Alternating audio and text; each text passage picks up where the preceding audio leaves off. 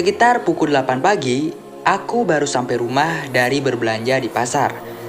Sekalian berkunjung ke rumah orang tua, yang kebetulan tempatnya berdekatan dengan lokasi pasar tersebut. Aku menaruh semua barang belanjaan di meja dapur, kemudian pergi ke kamar Dewi, anak perempuan kami semata wayang. Tadi sebelum aku berangkat ke pasar, dia pamit akan mendatangi sebuah klinik bersalin untuk melamar pekerjaan di sana. Tok tok tok. Dewi, Dewi. Aku mengetuk pintu kamar anak perempuanku itu sembari memanggil namanya. Tak ada jawaban. 5 detik kemudian, aku membuka pintu kamar Dewi perlahan, tapi tak kulihat dia ada di dalam sana. Aku lalu masuk. Barangkali saja Dewi ada di dalam kamar mandi yang ada di kamar. Kubuka pintunya, tapi tak juga terlihat Dewi ada di sana. Mungkin dia sudah berangkat ke klinik bersalin itu. Aku membantah. Aku kemudian pergi ke dapur untuk mulai memasak.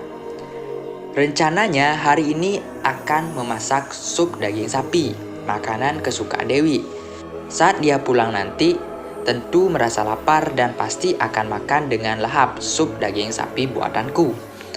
Aku tersenyum sendiri membayangkan anak kesayanganku makan dengan lahap. Aku juga akan membuat pepes ikan emas, sambal terasi, dan goreng tempe. Itu makanan kesukaan Mas Agung, suamiku. Jam di dinding telah menunjukkan pukul 12:30 siang. Ketika terdengar pintu depan diketuk orang, itu pasti Mas Agung, suamiku. Dia memang setiap hari pulang pada saat jam makan siang. Setelah sholat berjamaah di masjid yang ada di lokasi pasar. Kami, aku dan Mas Agung, mempunyai sebuah toko buku yang terletak di lokasi pasar. Berbagai macam buku mata pelajaran sekolah dari beberapa penerbit dijual di toko kami, mulai dari tingkat SD, SMP, dan SMA. Ada juga koran, tabloid, dan majalah yang kami jual. Setiap hari Mas Agung yang menjaga toko buku itu dengan dibantu oleh seorang karyawan. Selepas waktu sholat zuhur, dia pasti pulang untuk makan siang dan beristirahat sebentar. Karena jarak rumah kami dengan toko memang tidak terlalu jauh, hanya sekitar 1 kilometer. Apa Dewi sudah berangkat, Mas? Tanyaku pada Mas Agung setelah kami selesai makan siang. Iya, sudah. Tadi pagi dia berpamitan sebelum Mas berangkat ke toko, jawab Mas Agung. Setelah beristirahat sebentar, Mas Agung kembali lagi ke toko. Sudah lewat waktu azhar, tapi kenapa Dewi belum pulang juga? Dia pun tak berkirim kabar memberitahu seperti biasanya jika pergi agak lama. Apa sudah bertemu klinik bersalin yang dia cari? Atau malah tak ketemu lalu dia melamar pekerjaan di tempat yang lain? Aku menduga-duga dengan perasaan gelisah. Aku mulai khawatir dan mencoba menghubungi HP-nya, tapi nomornya tidak aktif.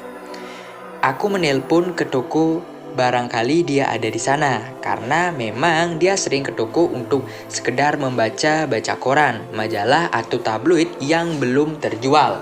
Mas Agung memang selalu menyimpan dengan rapi koran, tabloid, dan majalah yang belum terjual.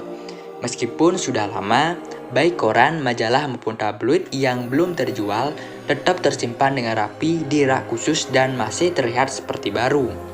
Sebab selalu saja ada pembeli yang mencari. Tentu kami menjualnya dengan harga yang lebih murah. Assalamualaikum.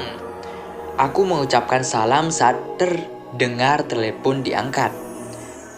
Wassalamualaikum, jawab Mas Agung di seberang sana. Mas, apa Dewi ada di toko? Sampai jam segini kok dia belum pulang ya? Aku sudah mencoba menghubungi HP-nya, tapi nomornya nggak aktif, kataku dengan cemas. Dewi nggak ada di toko. Mungkin masih dalam perjalanan pulang, ditunggu saja sebentar, jawab Mas Agung tenang. Iya mas. Ku tutup telepon setelah mengucapkan salam. Dewi tak ada di toko. Terus kemana dia pergi? Tak biasanya dia seperti ini. Dia selalu memberitahu jika pulang terlambat, agar aku tidak merasa khawatir. Aku duduk di depan TV sambil sesekali melihat ke arah pintu luar. Siapa tahu Dewi pulang.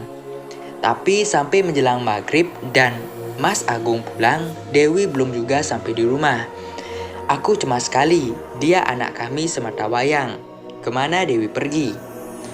Mas, gimana nih? Dewi belum pulang, kataku seraya bergegas menghampiri Mas Agung begitu melihat dia memasukkan sepeda motor ke garasi rumah kami. Mas Agung tak menjawab. Dia masih berusaha memarkirkan sepeda motor di garasi. Dia memang seperti itu, selalu saja tenang dalam situasi apapun.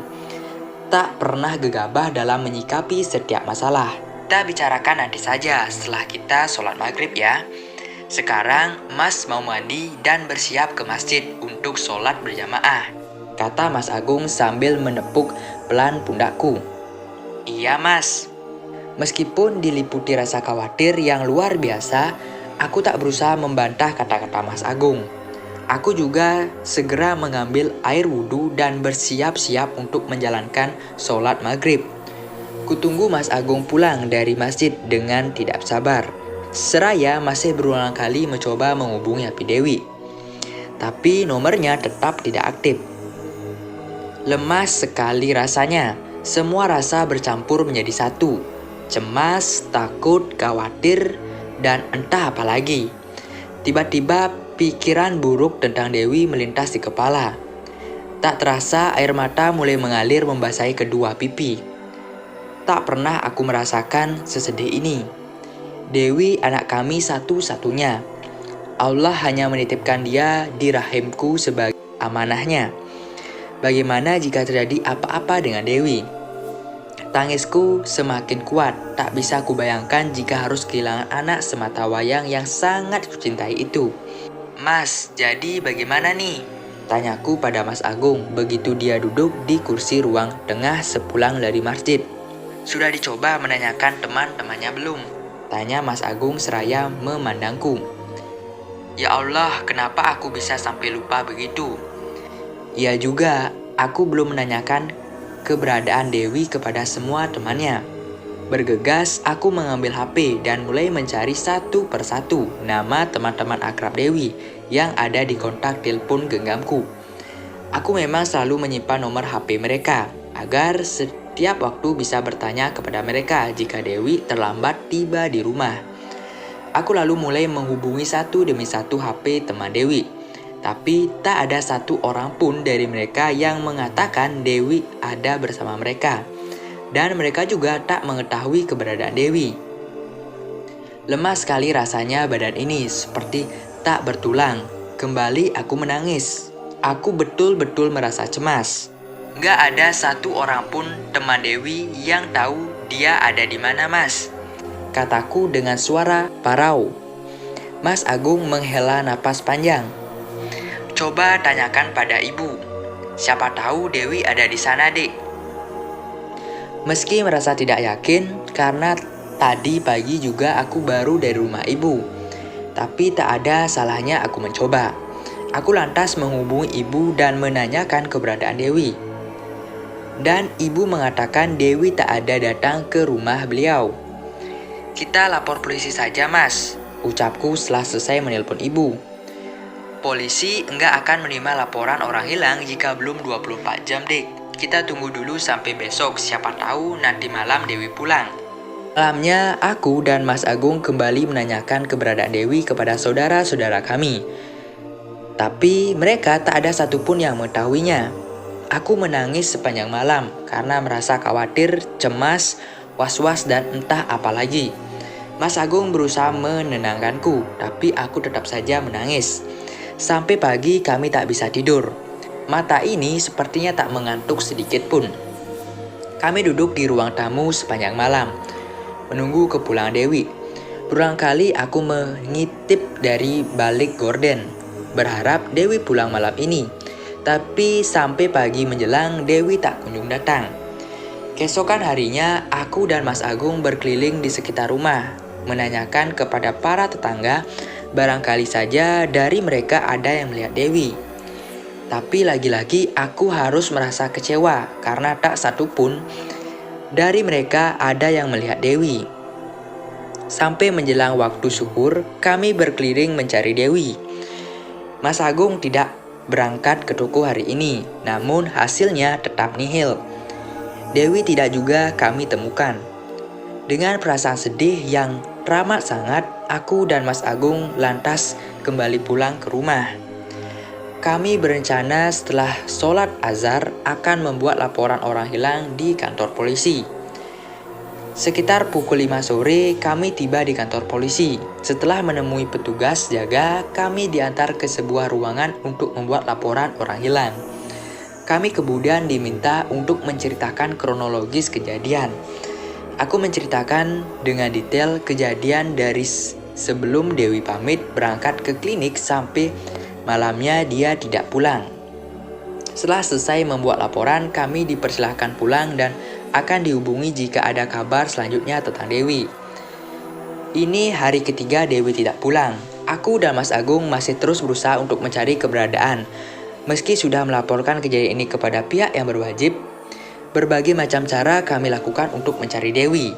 Dari memasang iklan di koran tentang berita orang hilang, membagikan selembaran kepada orang yang lewat di depan maupun yang membeli buku di toko kami. Dengan usaha pencarian yang kami lakukan itu, kami berharap Dewi bisa segera ditemukan. 5 hari sudah Dewi hilang. Sepi sekali keadaan rumah kami, biasanya ada saja hal lucu yang dia lakukan, sehingga membuatku tertawa. Dia memang gadis yang sangat menyenangkan. Entah kenapa malam ini aku ingin sekali tidur di kamar Dewi. Mungkin karena rasa rindu yang sangat kepadanya, sudah hampir 1 minggu aku tak melihatnya. Mas, kita malam ini tidur di kamar Dewi ya, aku kangen sekali sama dia, kataku pada Mas Agung. Suamiku itu mengangguk tanda setuju. Aku merebahkan tubuh di samping Mas Agung yang sudah tertidur dengan nyenyak. Mungkin dia kelelahan seharian di toko sendirian karena karyawan kami izin tak masuk kerja hari ini. Mataku tak juga bisa terpejam, walaupun sudah berulang kali aku mencoba memejamkannya. Aku memandangi langit-langit kamar Dewi seolah dia ada di sana dan tersenyum padaku. Ya Allah, di mana sebetulnya putriku berada? Aku membantah. Aku sudah pasrah, menyerahkan semua padamu. Tidak kurang-kurang usaha yang telah kami lakukan dengan mencari keberadaan Dewi, tapi engkau belum berkehendak mengembalikannya kepada kami. Aku beranjak dari tidur menuju ke kamar belajar Dewi. Aku lantas duduk di kursi yang ada sambil melihat-lihat foto Dewi. Tiba-tiba diri ini melihat sebuah koran di antara tumpukan buku-buku milik Dewi. Aku lalu mengambil koran itu dan melihat tanggal terbitnya. Ternyata koran lama, terbitan 4 tahun yang lalu. Meski sudah lama, koran itu masih terlihat bagus.